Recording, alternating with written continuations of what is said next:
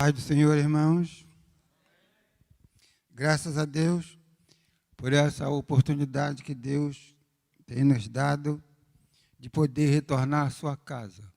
Convido os irmãos para abrir a sua Bíblia na primeira epístola de Pedro, no capítulo 1, onde Deus colocou no meu coração para aqui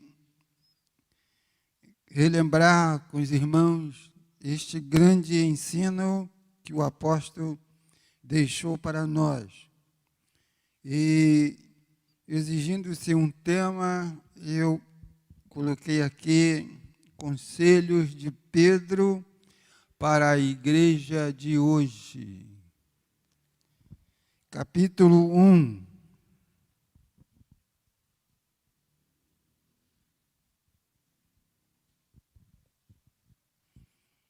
Versículo 1 diz assim, todos acharam? Pedro, apóstolo de Jesus Cristo, aos estrangeiros dispersos no Ponto, Galácia, Capadócia, Ásia e Betínia, eleito segundo a presciência de Deus, Pai, em santificação do Espírito, para a obediência e a aspersão do sangue de Jesus Cristo. Graça e paz vos seja multiplicada. Bendito seja o Deus Pai de nosso Senhor Jesus Cristo, que, segundo a sua grande misericórdia, nos gerou de novo para uma viva esperança, pela ressurreição de Jesus Cristo dentre os mortos, para uma herança incorruptível, incontaminável, e que se não pode murchar, guardada nos céus para vós, que mediante a fé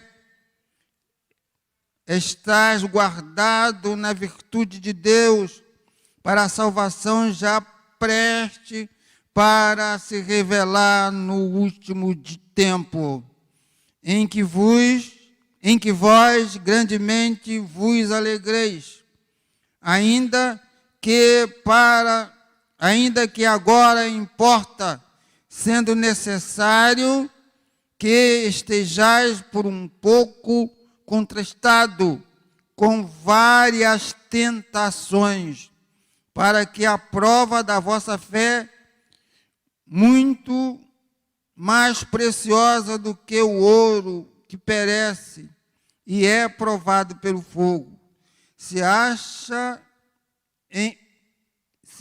em louvor e honra, glória na revelação de Jesus Cristo, ao qual, não havendo visto a mais, no qual, não havendo agora, mas crendo, vos alegrais com gozo inefável e glorioso, alcançando o fim da vossa fé, a salvação da alma, da qual salvação inquiriram e trataram diligentemente os profetas que profetizaram da graça que vos foi dada, indagando que tempo ou que ocasião de tempo o Espírito de Cristo que estava neles indicava anteriormente, testificando os sofrimentos que a Cristo havia de vir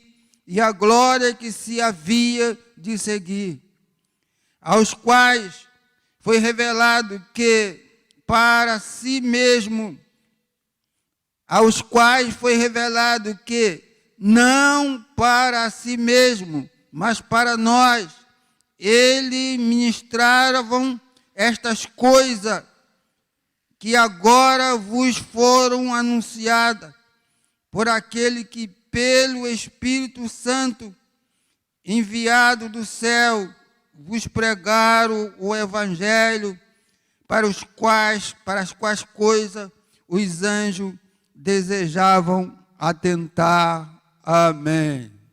Podeis assentar. Queridos irmãos, quem esteve aqui uma dessas terça-feiras, já falamos um pouco sobre esse assunto aqui, mas nós vamos aqui refletir algum daqueles versículos que falamos na outra terça-feira. Quando nós encontramos aqui o apóstolo Pedro se apresentando como apóstolo de Jesus Cristo. Pedro, apóstolo de Jesus Cristo. Ele aqui se identificava como apóstolo, trazendo assim para aqueles a quem ele estava escrevendo, que era aos estrangeiros, os seus irmãos judeus, que estavam em outros países, como nós lemos aqui, no Ponto, na Galácia, em Capadócia, na Ásia e Betínia, e tantos outros lugares, certamente, existia crente espalhado, porque tiveram que sair de Jerusalém, pois a perseguição era grande para aqueles crentes primitivos, e para que se cumprisse a palavra de Deus, o desejo do coração de Deus, de alcançar toda a humanidade, Deus permitiu a perseguição e eles tiveram que sair. E agora Pedro, como principal pregador aos judeus, ele escreve esta carta de conselho e que chegou até a nós. Então Pedro se identificava. Ele era um apóstolo privilegiado, porque ele recebeu do próprio Jesus esse nome de Pedro. Nós encontramos isso em João, capítulo 1, versículo 42, na parte finalzinha, na parte B. Jesus, olhando para ele, disse: Tu és Simão, filho de Jonas. Tu serás chamado Pedro, ou Cefas, que quer dizer Pedro. Então Pedro recebeu esse nome, e ali ele se identificava, que ele tinha uma autoridade. Jesus lhe otorgou esse poder, esse privilégio de ele ensinar, transmitir, levar uma palavra de conselho, de conforto àqueles crentes. Então, ele aqui se identificava a eles que era ele o Pedro, chamado por Jesus. Ele foi escolhido como um dos apóstolos de Jesus Cristo, que era o cargo máximo daquela igreja primitiva. Jesus, além de dar-lhe esta responsabilidade, Jesus já estava vendo como apóstolo quando deu a ele esse nome. Então, queridos irmãos, nós estudando aqui essa mensagem, ou este livro, melhor dizendo, esta epístola, podemos destacar aqui coisas importantes. No versículo 3, está escrito assim: Bendito seja o Deus Pai de nosso Senhor Jesus Cristo, que segundo a sua grande misericórdia nos gerou de novo para uma viva esperança pela ressurreição de Jesus Cristo dentre os mortos. O que me chamou a atenção aqui é que ele falou, nos gerou de novo.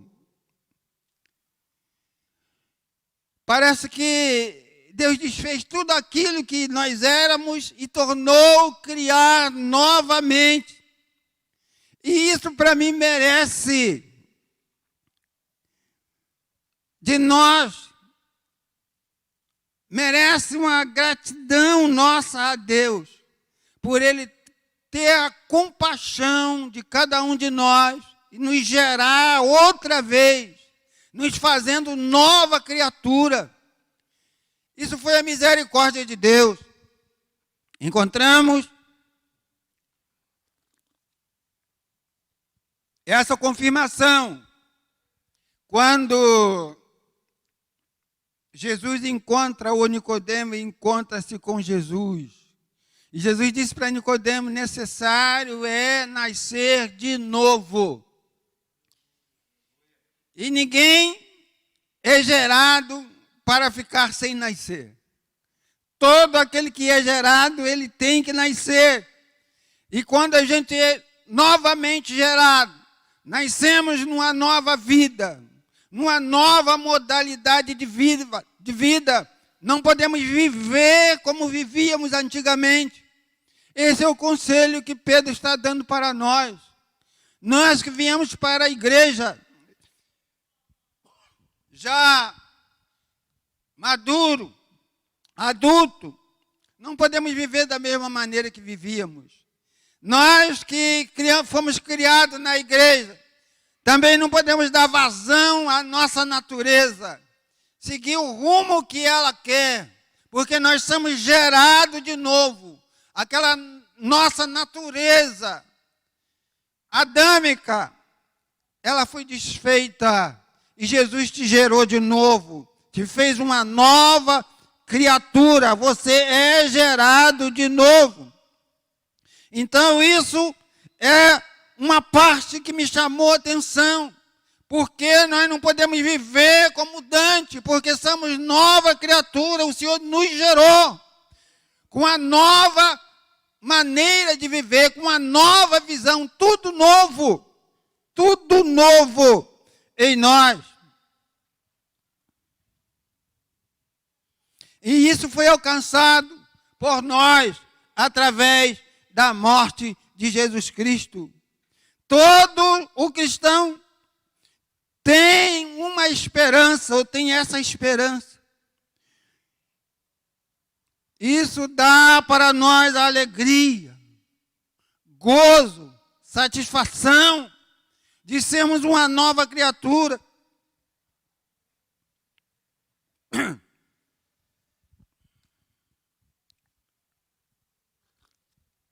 Então veja que ele disse aqui que ele nos gerou de novo. Isso para nós é motivo de alegria. Nós não somos mais aquele velho homem, aquele que mentia, aquele que praticava o mal, aquele que furtava, aquele que vivia de qualquer jeito. Hoje nós não podemos viver assim. Pois por meio da ressurreição de Jesus Cristo, dentre os mortos, que nos garante uma nova bem-aventurança futura. A nossa visão está no futuro. A nossa visão está lá no futuro mais à frente, que está bem próximo, acreditamos nós. Está bem próximo esse grande momento. Mas passamos para o versículo 4. O versículo 4 diz assim: para uma herança incorruptível, incontaminável, e que não se pode murchar, guardada nos céus para vós. Interessante. Guardada nos céus para nós. Guardada no céu para nós. Nós quem? Todos os seres humanos, não aqueles que se rendem a Jesus, aqueles que vêm ao Senhor, não é para todos, apesar de que todo ser humano tem essa visão, ou tem essa ansiedade dentro de si, quando morre alguém, as pessoas dizem que Deus o tenha lá em bom lugar. Outros dizem assim, fulano lá de cima deve estar vendo tudo isso. Mas, queridos irmãos, Pedro falou que aqui é uma herança.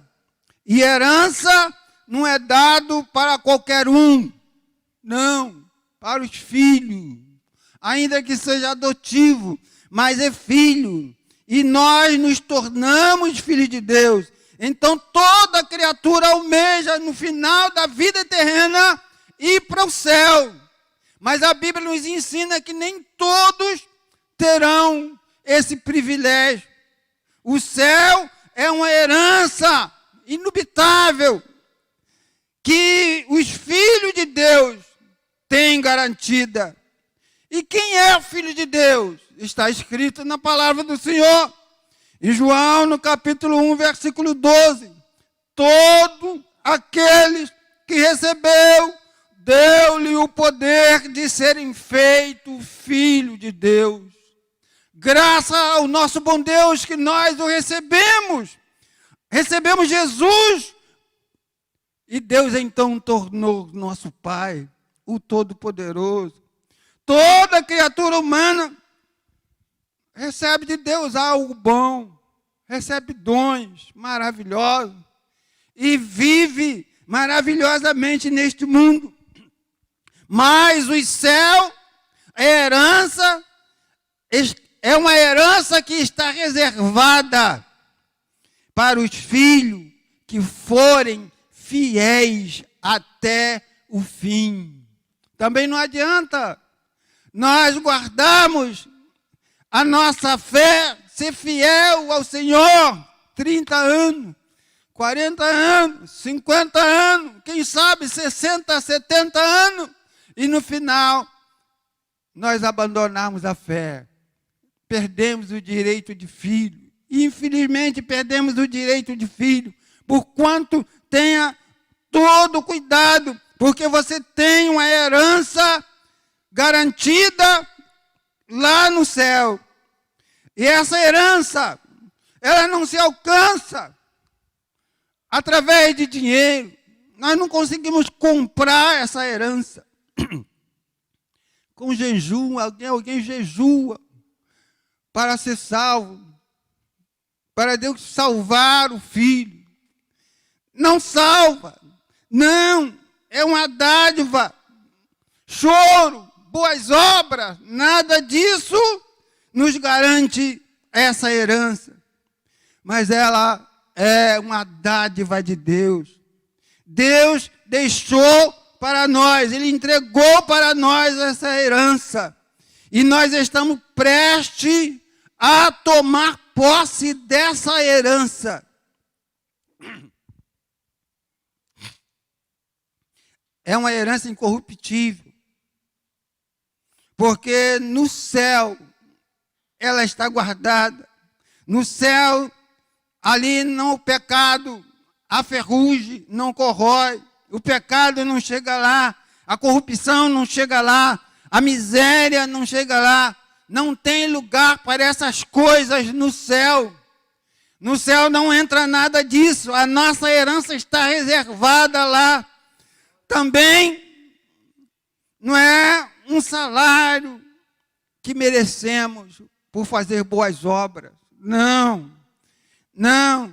Mas é o efeito da graça incorruptível otorgada por Jesus.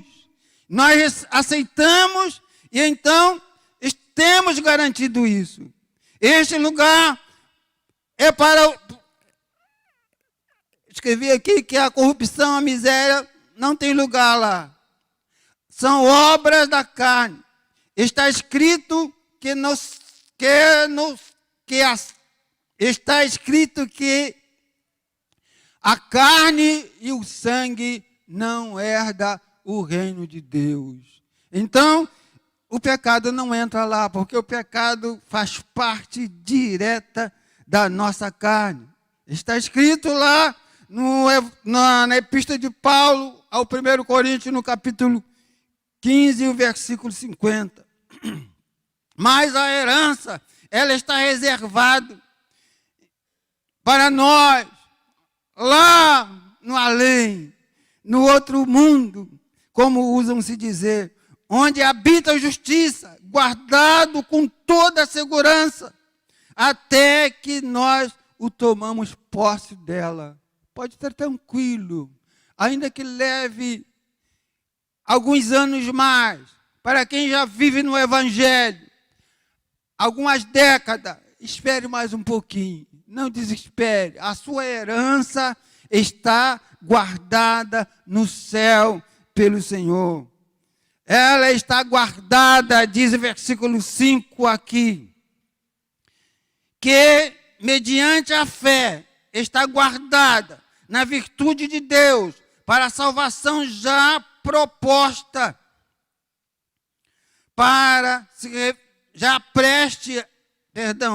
a salvação já preste para se revelar no último tempo.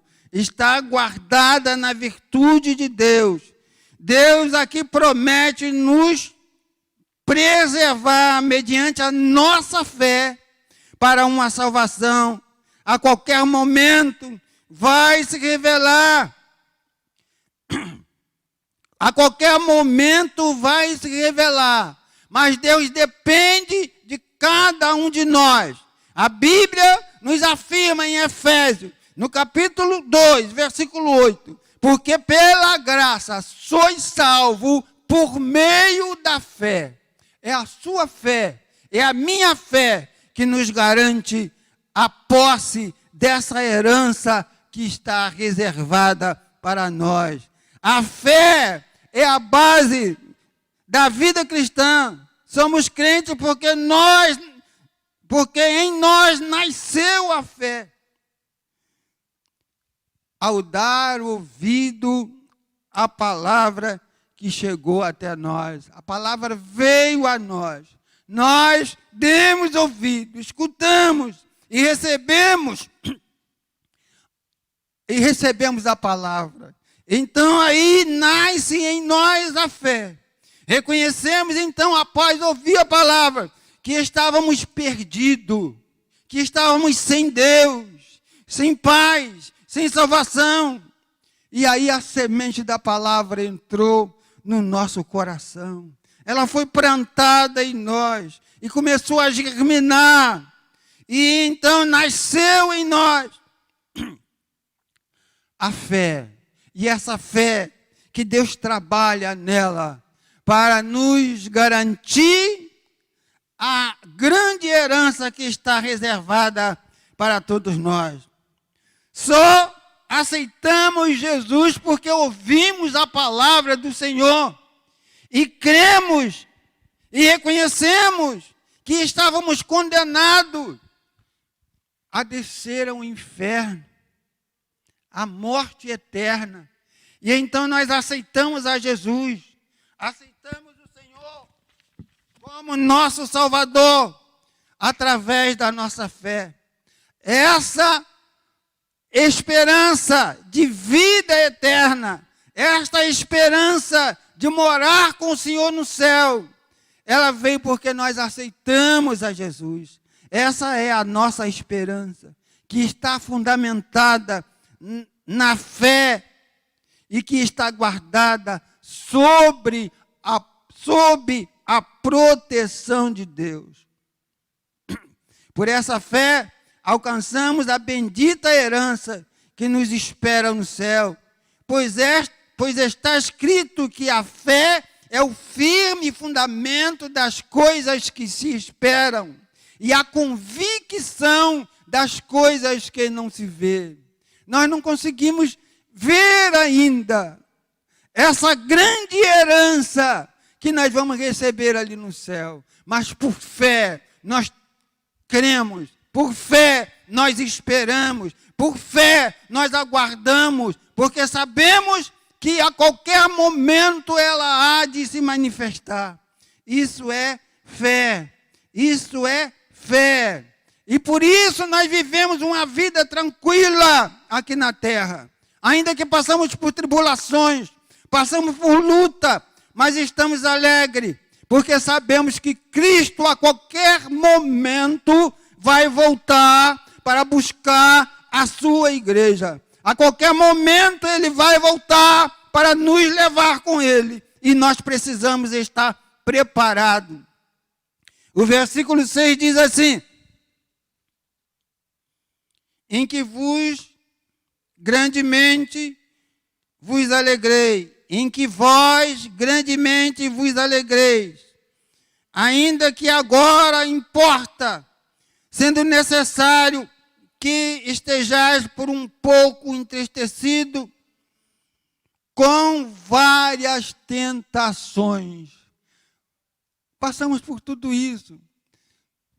Veja que naquele tempo os crentes já sofriam as tentações, já sofriam as tribulações, já eram perseguidos, como nós acabamos de dizer.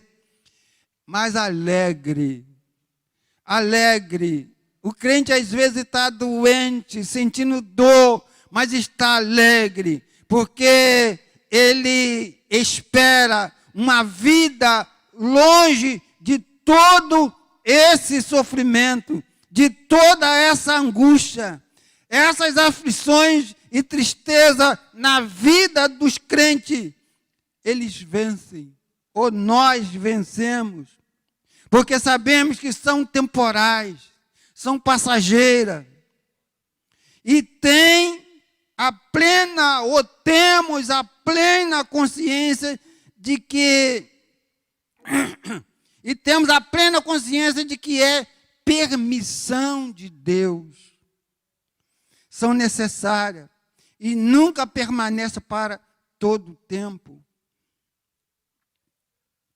Ela só fica por um período de tempo necessário. São necessárias nesta vida para que nós possamos valorizar aquilo que havemos de receber. Aquilo que havemos de receber a qualquer momento, a qualquer hora, nós estaremos deixando isso aqui, indo em busca da nossa herança, indo ao encontro do Senhor. Para o versículo 7, para que a prova da vossa fé, muito mais preciosa do que o ouro, que perece, e é provado pelo fogo, se acha em louvor e honra, e a glória na revelação de Jesus Cristo, a vossa fé, para que a prova da vossa fé, muito mais preciosa do que o ouro, a fé salvadora que nós recebemos no dia que nós aceitamos a Jesus Cristo, a fé salvadora do crente tem um valor extraordinário. Você já imaginou o valor que tem a sua fé? É por esse motivo que Deus permite que nós sejamos provados por tribulações, por aflição, por tristeza. Tudo isso nos aflige, porque se formos fiéis, tomaremos posse numa herança eterna, com valor incorruptível, com valor incomparável ao metal mais precioso da terra. Pedro deu esse exemplo do ouro e da prata, que é provado pelo fogo, pois tem um grande valor terreno. Para alcançar a totalidade desse valor, tem que passar pelo fogo. O ouro, a prata, tem que passar pelo fogo. O ouro é o metal mais valioso, puro, útil e durável entre os materiais. Assim é a nossa fé entre as virtudes cristãs. Todos os dons que nós possuímos, que nós temos, mesmo como crente, a nossa fé é muito mais valorosa, porque ela nos garante, nos mostra, nos confirma de um lugar muito superior a esse aqui. O ouro não aumenta ao ser, nem se multiplica pelo fogo. antes diminui, mas a fé firmada aumenta. A fé firmada em Cristo, quando provada, ela multiplica, ela aumenta consideravelmente. Nossa fé tem um valor celestial, muito além da prata, muito além do ouro, e vai ser alcançada lá no céu. Por isso que é lícito que nós passamos por todas essas provações. Nós falamos aqui do ouro. Você já imaginou, já parou para pensar o valor de 1 tonelada de ouro? Já parou para pensar o valor de 1 tonelada de prata? Há até um certo ditado aí, que a nossa alma vale muito mais do que isso. Disse aí um ditado que mais vale uma alma salva do que o mundo pesado em ouro. Não está escrito na Bíblia isso não, tá? Mas usa-se dizer e é uma pura verdade. Então vale muita coisa. Não fazia mal a nenhum de nós 1.000 quilos de ouro. Se nós tivéssemos a sorte de alguém nos presentear com 1.000 quilos de ouro, que bênção. Mas eu quero te dizer que a nossa alma vale muito mais. A nossa fé vale muito mais. Porque ela nos garante tomar posse da vida eterna com Cristo. Da vida eterna com Cristo. 1.000 quilos de ouro. 1 tonelada. 100 toneladas de ouro que alguém possua. Fica tudo aqui. Mas a sua fé te coloca no céu. Você estará ali com o Senhor e viverá eternamente. Ainda que você passe aqui na terra um grande período. E quanto mais anos você vive, mais você quer ficar aqui. Mas você tem certeza que ao sair daqui, o seu lugar no céu está reservado. E além do mais, você vai ser coroado. Você vai receber a coroa ali no céu. Me parece que terça-feira eu cheguei a dizer aqui que a coroa não será de ouro. Não. É uma coisa muito mais preciosa. Nós tivemos aqui um ensinamento aqui do pastor Edinaldo, se não me foge da memória, de Carvalho, dizendo que será uma nova mente que nós vamos receber. Chegar ali no céu a coroa que nós vamos receber. O Senhor chegará naquele grande dia, acredito eu, que ali no julgamento do grande trono branco, nós vamos estar todos perante o Senhor, e Ele então chamará você pelo seu nome e te coroará ali, te dará a coroa ali, e a coroa, diz ele, que o Senhor fará uma operação milagrosa, tirará o tampo, tirará de nós essa memória que nós temos aqui terrena, essa memória de estarmos aqui, e colocará em nós uma nova memória, a memória de Cristo. Nós vamos ser semelhantes ao Senhor. E a Bíblia nos garante que nós vamos voltar com Ele. Após esses 3 anos e meio, nós vamos descer com Ele e vamos julgar aqueles que ficaram aqui na terra. Então nós teremos uma nova mente. Nós seremos semelhantes ao Senhor. Mas para isso você precisa valorizar esta fé que você recebeu do Senhor. Ainda que você não viu, diz o versículo 8. Assim, ao qual não havendo visto, a mais, no qual não vendo agora, mas crendo, vos alegreis com gozo inefável e glorioso. Pedro deixa claro que a nossa fé está além da razão. Ela ultrapassa os limites humanos. A fé vai além. Ela é a evidência das coisas que não vemos, das coisas não vistas. A verdadeira fé nunca está sozinha, mas produz um verdadeiro amor por Cristo, um amor sincero, cheio de gozo, de alegria e que não pode ser descrito. Queridos irmãos, essa é a fé que você precisa cada dia conservar. É essa fé que você precisa ter contigo. É por essa fé que você luta. Nós lutamos por essa fé. Essa é a fé que nós devemos manter.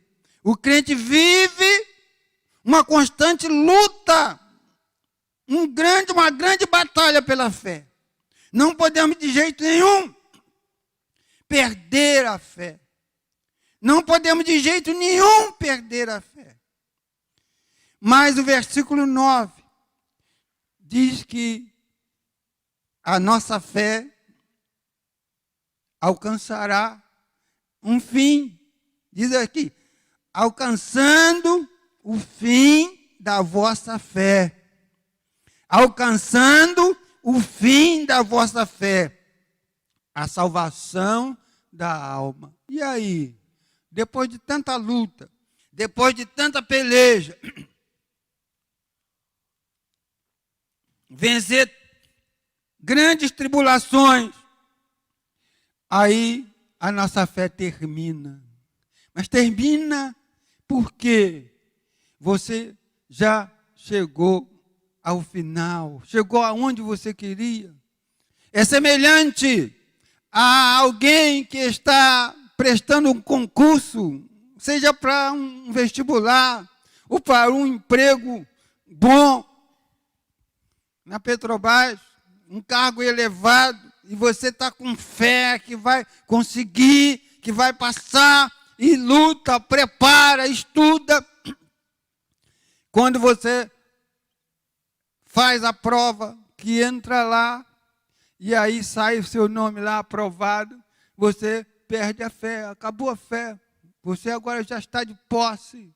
Ou seja, como alguém que está lutando, e uma luta de boxe, como eu vi no comercial, um dia dessa semana aí, alguém que lutava, estava acostumado a ganhar, sempre ganhar, mas há 3 anos não ganhava, estava triste e foi fazer a sua luta, e ele dizendo que depois que ganhou, que tinha fé, tinha certeza que ia ganhar. E aí aquele homem chorava, rolava no chão, porque venceu a luta. Se alguém chegasse para ele e perguntasse, você tem fé que você vai vencer? Ele fala, não, eu já venci. E eu imagino o crente em Jesus Cristo, quando o Senhor vier arrebatar a sua igreja. Eu fiquei imaginando, eu acho que eu vou fazer a mesma coisa, quando eu entrar ali no céu, quando estivermos ali, eu vou falar, meu Deus, entrei, estou no céu, eu não fazia fé que fosse assim, mas cheguei, eu vou chorar, vou abraçar o Senhor, e a alegria vai ser tanta, porque eu venci. Mas aí acabou a minha fé, não preciso ter mais fé. O fim, alcançando o fim da vossa fé, a salvação da alma. A nossa alma estará salva, estará livre para sempre nós estaremos com o Senhor. Louvado seja Deus, para sempre nós estaremos com o Senhor. Então o crente vive em uma constante luta, uma grande batalha pela fé. Mas essa fé terá um fim. Quando entrarmos no céu, a nossa fé termina. Pois essa é a nossa esperança. Estamos lutando com toda a força para chegar no céu. Aceitamos a Jesus por meio da fé, porque Ele nos garantiu o céu. E a nossa alma estará salva. Essa é a nossa esperança. Não abra mão disso. Aqueles profetas do passado, como está escrito aqui no verso 10, da qual salvação inquiriram e trataram diligentemente os profetas que profetizaram da graça que vos foi dada. Então os profetas, eles estudaram com cuidado, com diligência. Versículo 11, indagando que tempo ou que ocasião de tempo o Espírito de Cristo que estava nele indicava anteriormente e testificando o sofrimento de que a Cristo havia de vir, e a glória que se dele havia de seguir. Então veja que os profetas, eles almejavam ver aquilo que eles profetizavam, aquilo que eles falavam, aquilo que eles passavam para o povo, com muito cuidado. Os profetas, durante todo o seu ministério, procuravam com fé, com toda diligência, por esta salvação, que a eles foi revelado. Não entendiam plenamente, mas com coragem, a esperava com paciência, porque a nossa fé seria coroado.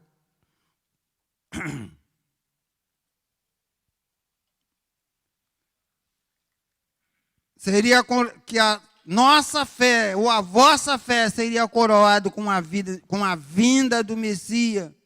Agora, que tempo, ou que ocasião de tempo iria acontecer? Eles não sabiam, mas eles tinham fé.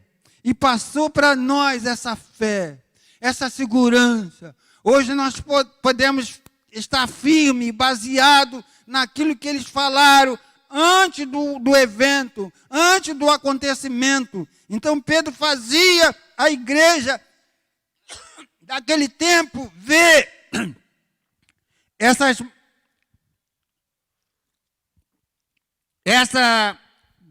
esse grande acontecimento que haveria de vir para o bem-estar do homem na terra. Eles profetizavam, eles procuravam entender, queriam ver. Eles eram pessoa inspirada por Deus. Antevia o glorioso tempo da luz e a graça e do consolo. Deixou para nós a segurança, pois tudo que falaram por fé da vinda de Cristo se cumpriu. E aí está a nossa segurança. Porque tudo aquilo que eles falaram, tudo aquilo que eles ensinaram, Pedro agora expõe para nós, que eles fizeram com todo carinho, com todo cuidado, e deixou para nós essa segurança, que é a volta do Messias. Jesus vai voltar, como ele veio da primeira vez, que os profetas profetizaram, ensinaram, deixaram para nós. Jesus vai voltar a qualquer momento. E Pedro aqui nos aconselha a estar firme, estar seguro de que Cristo vai voltar. O versículo 11 diz que eles desejavam ver a Cristo, mas não puderam. Nós também não vimos, mas sabemos que ele passou por aqui. E a nossa fé nos garante que ele vai voltar. O Messias, o Cristo, era o assunto principal que eles estudavam. Sua humilhação e morte e as gloriosas consequências disso. Esses santos profetas desejavam ardentemente ver os dias do Filho do Homem. Sua mente estava fixada na época desse acontecimento, na expectativa desse momento, desde que o Espírito Santo que estava com ele o revelava. Qualquer coisa sobre este propósito divino. Então eles esperavam, eles queriam ver, mas não foi para ele. Mas nós tivemos o privilégio de ser alcançado, vindo depois, e agora aguardamos aquela promessa gloriosa de Cristo que vai voltar. E Pedro despertava a igreja. Pedro desperta a igreja de hoje, que esses dias estão findando. Jesus vai voltar a qualquer momento. Diz Pedro que ele vai se revelar a qualquer momento, diz o versículo 12. Aos quais foi revelado que não para si mesmo, mas para nós. Eles ministravam estas coisas que agora vos foram anunciadas por aquele que, pelo Espírito Santo, enviado do céu, vos pregaram o Evangelho, para as quais coisas os anjos também desejaram. Então eles ensinaram, pregaram, falaram. Deus, por sua infinita bondade, deu aos profetas uma revelação satisfatória para alcançar e consolar os corações. Eles foram informados de que essas coisas não aconteceriam na sua época, nem com ele, mas conosco. Mas conosco. Diz mais aqui, por os pais da igreja primitiva estavam no mesmo caminho dos profetas, ansiosos quanto à vinda de Jesus para levar a sua igreja. Aqueles primeiros crentes sofreram muito, semelhante aos apóstolos. Muitos deles sofreram, foram levados à fornalha de fogo, foi lançado em caldeira de óleo fervente. Conta a história, um livro chamado Marte dos Coliseus. Diz que um servo de Deus, jovem, bispo, chamado Eleutério, que ele foi provado de várias formas para negar a fé, e ele não negou de jeito nenhum. Conta a história que ele foi levado à arena e foi ordenado que soltasse um leão faminto, bravo, e aquele leão cheio de fome avistou Eleutério, como eu estou avistando ali o Wagner, e ele foi em disparada ao encontro daquele servo de Deus. E chegou perto, ele parou, cheirou, lambeu as mãos dele, lambeu os pés, deitou e chorou ali aos pés daquele servo de Deus. E ele venceu. Mas me fugiu aqui o nome do governador de Roma naquela época.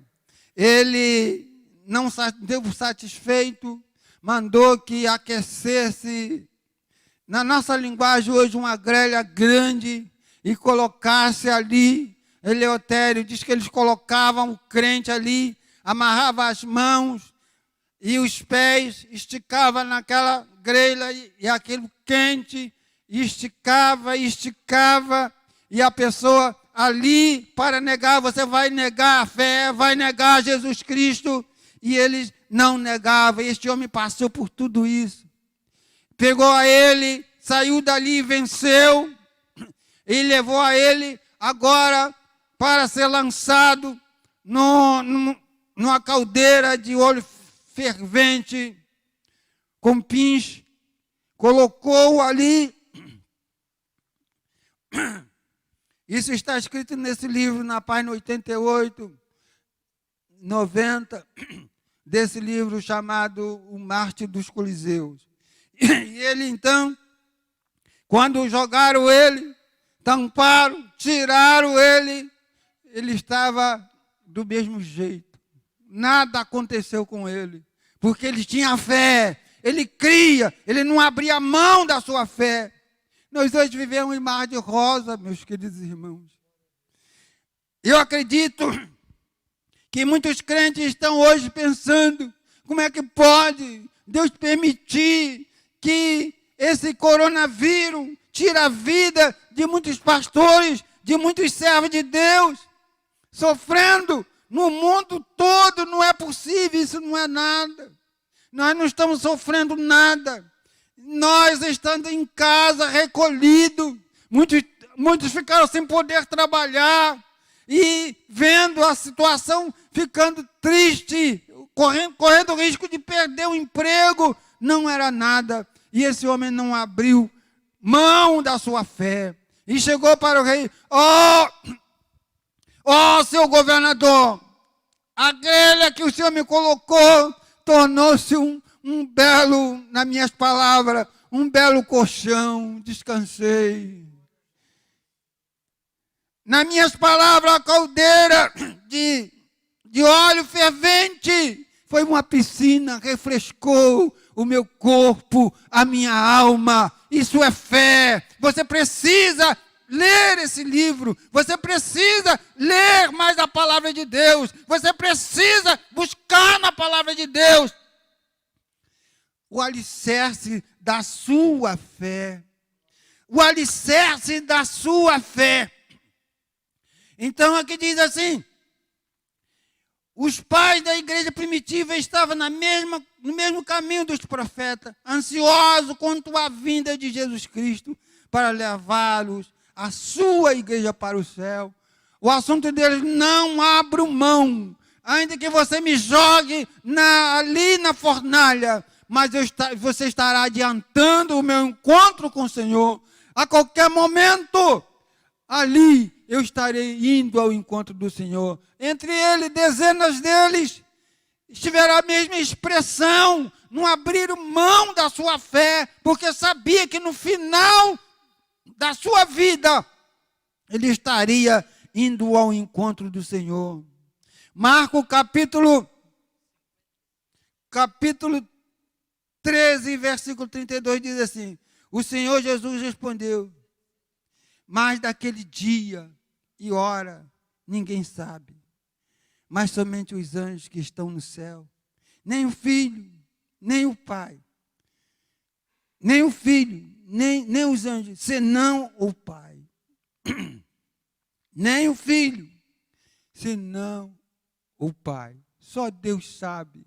Mas nós temos a certeza que a qualquer momento o Senhor vai voltar para buscar a sua igreja. A qualquer momento o Senhor estará voltando para nos levar para estar com Ele. Versículo 13.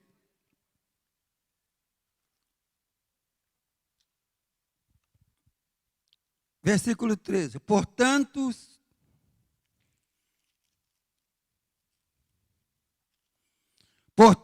cingindo o lombo do vosso entendimento, sede sóbrio, esperar inteiramente na graça que se vos oferecida na revelação de Jesus Cristo. Aqui que me chamou a atenção é essa palavra entendimento. O apóstolo Pedro aqui fala: portanto, cingindo o lombo do vosso entendimento. O apóstolo nos exorta a viver uma vida de busca e de preparo, a fim de que não sejamos enganados pela nossa própria maneira de entender. Precisamos buscar cobertura espiritual para que não sejamos enganados. Precisamos buscar cobertura espiritual para que não sejamos enganados. Então nós encontramos aqui ele falando do entendimento. 3 palavrinhas importantes aqui neste versículo, que é entendimento, sóbrio e esperai. Entendimento, sóbrio e esperai. Quando ele fala de entendimento, ele fala da capacidade, da faculdade de avaliar. Quando ele fala de sóbrio, E me parece que essa palavra, ela pega muitos de nós, despercebido, sóbrio. É quando Pedro está aqui nos chamando a atenção para ter o cuidado no comer, no beber, nada exagerado. Então ele diz que nós devemos ser sóbrios. Então ter bastante cuidado na nossa maneira de nos alimentar, não comer demais. E quanto mais vê, mais come. E usam-se dizer que crente come muito. Mas a Bíblia manda nós sermos moderados. Nós sermos sóbrios. Ter o cuidado no comer. Tem gente que come, parece até os filhos de Israel no deserto, até sair pelos olhos. Come, quanto mais come, mais come. Eu soube de uma viagem que certos irmãos fizeram. E chegou numa certa casa, aqui mesmo no nosso estado, em outro município aqui, há muitos anos atrás. O irmão bondosamente colocou à mesa um queijo Minas. E daqui da nossa igreja, os pastores foram, e os pastores comeram, encheram. E depois, no final, um deles falou: acho que eu vou levar o resto desse queijo, não vou deixar não, está muito bom. Tem que ser sóbrio, irmão. Não pode fazer isso. Alguém vai para a festa, leva a sacola, leva a bolsa e vai trazendo tudo. Isso não é modo de crente. Pedro está nos instruindo aqui a ter cuidado com isso. Então ele diz aqui, ser sóbrio é ter o cuidado na alimentação, na bebida, naquilo que bebe. Alguém costuma beber 1 litro de refrigerante, 1 litro de Coca-Cola, sozinho. E na festa bebe, come. O crente não pode viver desta maneira. O crente não pode viver desta maneira. Não está, quando ele fala aqui de sóbrio, é aquele que não está vivendo ou momentaneamente sobre o efeito do álcool. Então o crente não pode por isso, porque ele é salvo, ele está aguardando a vinda de Cristo. Ele tem que ser por tudo o exemplo. Esperar é ter esperança. A gente não pode abrir mão da esperança. Então veja que ele disse aqui: portanto, cingindo os lombos do vosso entendimento, sede sóbrio, esperai inteiramente no Senhor e na graça que vos foi oferecida na revelação de Jesus Cristo. Esperai, esperar no Senhor. Esperar é ter esperança, contar com, não desistir de algo.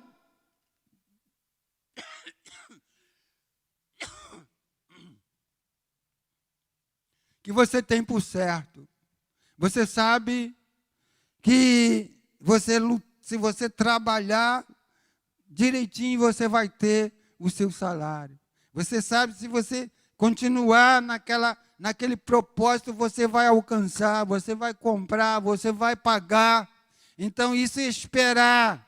E você sabe que você aceitou Jesus e que Ele vai voltar a qualquer momento. Você não pode abrir mão disso. Espera no Senhor que Ele vai voltar. Ele vai voltar a qualquer momento. E nós não podemos abrir mão na esperança. O apóstolo Pedro nos aconselha a ter uma vida de sobriedade e em santidade. Ele nos aconselha a desfazer de tudo que nos atrapalha, a prosseguir de cabeça erguida na vocação em que fomos chamados. Quando nós procedemos nesses hábitos que eu acabei de falar aqui, a gente fica, às vezes, envergonhado. Nós não podemos andar de cabeça erguida, porque estamos procedendo indecorosamente, não estamos vivendo de acordo com o ensino da palavra de Deus. Ele então nos adverte nessa parte. É dever do crente gerenciar bem a sua mente, o seu coração, o seu comportamento. É dever do crente. Jesus ensinou em Marcos 7, 21 a 23. Porque do interior do coração do homem saem todos os maus pensamentos.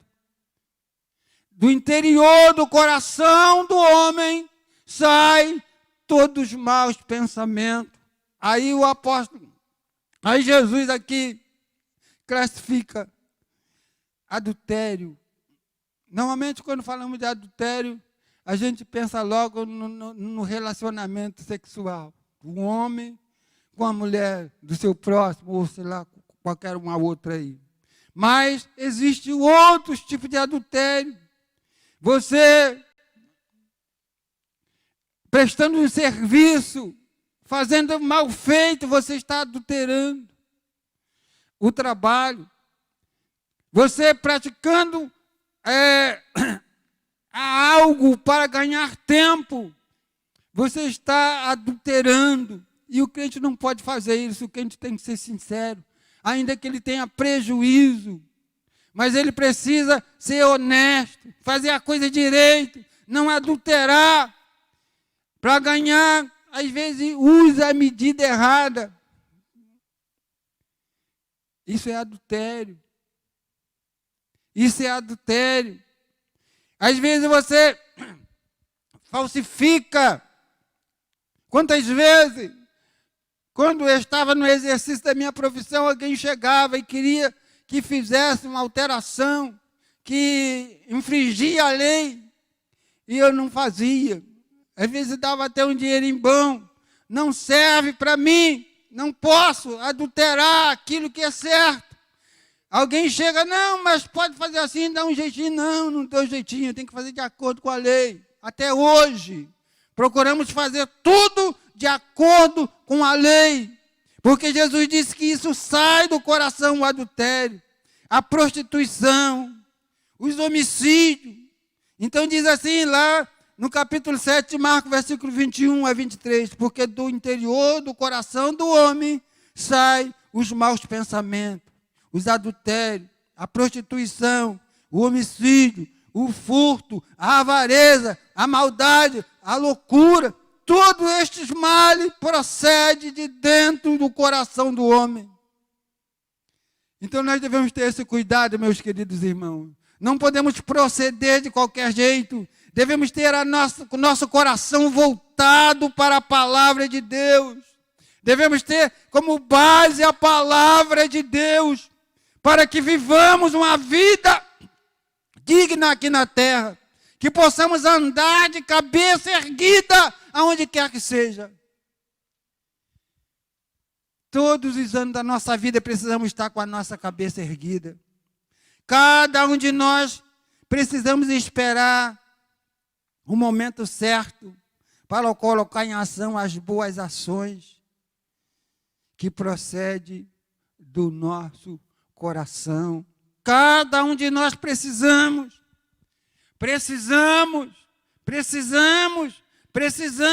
ter o cuidado de agir certamente, de agir no momento certo, para que vivamos dias tranquilos na terra. Só deu para nós chegar até aqui no versículo 13. Ainda falta mais 12. Mas que Deus abençoe a cada um de nós. Espero que tenha ajudado a vossa fé. Espero que tenha ajudado a você sair daqui fortificado, edificado mais na palavra de Deus. Não abra mão da sua fé, que ela terá um fim, mas será um fim glorioso. Que Deus nos abençoe no nome do Senhor Jesus. Amém.